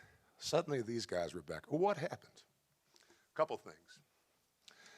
Elvis went in the Army, and his mother passed away while he was right at the point that he was going into the Army. Changed him indelibly. I'm an Elvis fan start to finish. But the pre-Army Elvis is very, very different than the Elvis that came back after the Army and after his mother passed away. Great music. We're going to get into some of that next month. Buddy Holly passed away. Eddie Cochran, who wrote, "There ain't no cure for the summertime blues." He was in an automobile accident touring England where he was a big, big star. He was co-headlining with Gene Vincent from Norfolk, Virginia, who did, "We'll be boppin' she's a mopper, baby." Don't get me started. He was called the Black Leather Rebel, Gene Vincent. Parents thought he was the creature from the Black Leather Lagoon. But he was people who are fans of that era of rock and roll. Gene was, he delivered what other people only promised. He was a threat. The Black Leather Rebel. This automobile accident in England crippled Gene Vincent, killed Eddie Cochran. Johnny Burnett, who did, "You come on like a dream, peaches and cream, your lips are like strawberry wine." He drowned in a boating accident out in Los Angeles. That song, however, would be a big hit for Ringo Starr in the early 70s, top of the charts. Hank Williams, very little difference between Hank Williams' country and rock and roll, trust me, huge influence. He drank himself to death at age 29. Chuck Berry, arrested and spent 3 years in prison for crossing the state line with a 14-year-old girl. Jerry Lee Lewis ended his career for a number of years because he married his 13-year-old first cousin. Little Richard got religion, threw all of his jewelry and everything into the bay, went to preach the gospel. Parents must have breathed a sigh of relief. It almost seemed like the devil was taking his due, you know. Maybe they were right when they were calling this the devil's music, because he's cashing in his chips in a way. But it was some type of lost innocence. There's no question about it. But the music didn't go away. It was just usurped for a year or two. But here's where it all connects up. Right about this time, across the Atlantic Ocean, in a northeastern English industrial seaport, Liverpool, England, there were two little kids that lived a few blocks away from each other. One was about 15, the other was about 16 and a half. Now here at this point in life, if you're a year older than I am and I'm a year older than you are or whatever, that's not that big, you know, when nobody cares. When you're 14, 15, 16, a year in age is big deal. You don't want to get caught sitting on the bus with somebody a year younger than you are. Right. So the older kid, a very precocious child, constantly in trouble at school, and he'd started a little kind of prototype rock and roll band. They called it Skiffle. It was kind of like a mixture of folk and country, and they couldn't really play rock and roll in England just yet. But everybody, all these little kids were buying cheap guitars, guaranteed not to crack, and starting these little bands and playing on, at the church picnic and stuff like that. Well, that was the older kid. The younger kid was very eager to please, very serious about his studies, very talented young man. Both of their mothers had passed away rather suddenly. And so this young man heard that this other, they didn't really know each other. They just kind of saw each other in passing from time to time. And this young man heard that the slightly older kid's little skiffle group was playing on the back of a flatbed truck at a local church picnic one afternoon. So I'll go up. So we got there, and people are selling lemonade and ice cream, and the brass band's playing and all this kind of stuff. And suddenly this group, the Quarrymen, got up, and here's this older guy playing, "Oh, the Rock Island line is a mighty fine line. The Rock Island line is a mighty fine line." It's like it's making a pretty good job of it, though. So the young kid I'm impressed. This guy looks pretty cool. He's got sideburns. And so the band took a break, and the young fellow walked up to the older fellow and said, "Hey, I like your band. Your band's right good." He said, "Yeah, you play?" I said, "Yeah, I play a bit." I said, "Well, all right, you play. Here, play me something." And so the young fellow put the guitar on. He said, "Do you mind if I tune it?" He said, "You can tune a guitar?" "Yeah, I can tune a guitar." "Yeah, go ahead." And all of a sudden, the rest of the band's kind of gathering around. "What are you going to play for us then?" He says, "Well, I like this movie," once again, called The Girl Can't Help It, with Jane Mansfield and Tom Dooley, and they have all these bands playing it. "Oh, yeah, that's a great movie, man." Well, Eddie Cochran, the guy that wrote Summertime Blues, still alive then, touring England. He does a song in that movie that I really like. You can't play that song." "I can play it." "You don't know all the words to it." "I know the words to it." "All right, then play it for us."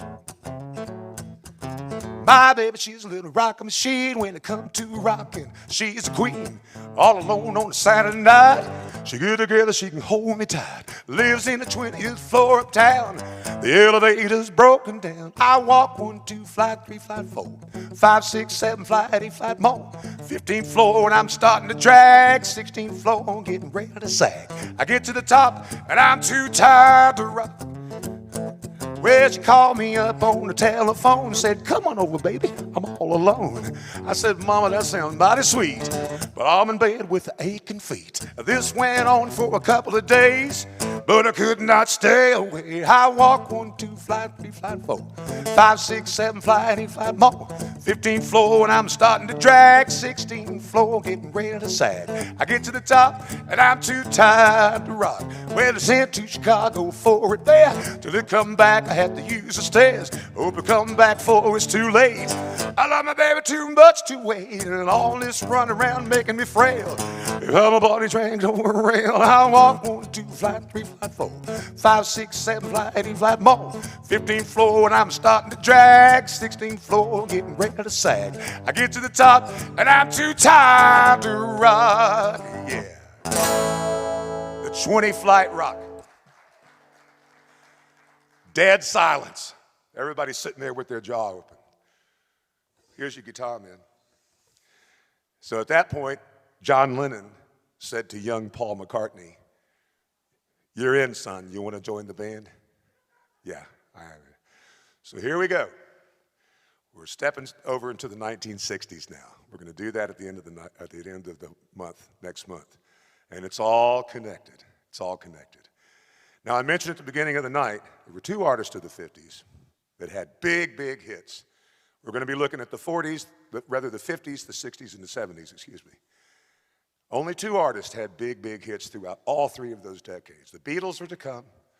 All these other folks in the disco era and all that stuff was still to come. Big, big, successful, made billions of dollars. But only 2, Frank Sinatra and Elvis Presley. And Elvis always, traditionally, ended the show with this song. Wise men say only fools rush in, but I can't help falling in love with you. Shall I stay? Would it be a sin? I can't help falling in love with you. Like a river flows surely to the sea, darling, so it goes. There's something I'm meant to be. Take my hand, take my whole life too. I can't help falling in love with you. I can't help falling in love with you.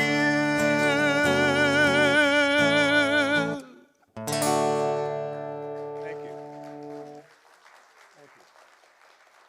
Now, thank you, you're very kind. I have a request. That was Elvis's closing song. And I've discovered a new closing song for myself personally. So people are always asking me, making a request. So I'm going to make my own request now and leave you with this song. My life flows on in endless song above earth's lamentation. I hear a sweet, though far off hymn that hails a new creation. Through all the tumult and the strife, I hear that music ringing, and it finds an echo in my soul. How can I keep from singing? What though my joys and comfort die? I know my Savior liveth. What though the darkness gather round? Songs in the night he giveth. No storm can shake my inmost calm, while to that refuge clinging, since Christ is Lord on heaven and earth, how can I keep from singing? I lift my eyes, the clouds grow thin, I see some blue beyond it, and day by day this pathway smooths, since first I learned to love it. The peace of Christ makes fresh my heart, a fountain ever springing, for all things are mine since I am his. So how can I keep from singing? No storm can shake my inmost calm, while to that refuge clinging, since Christ is Lord of heaven and earth, how can I keep from singing? How can I keep from singing? Thank you very much, friends. Good night. Thank you. God bless you. Thank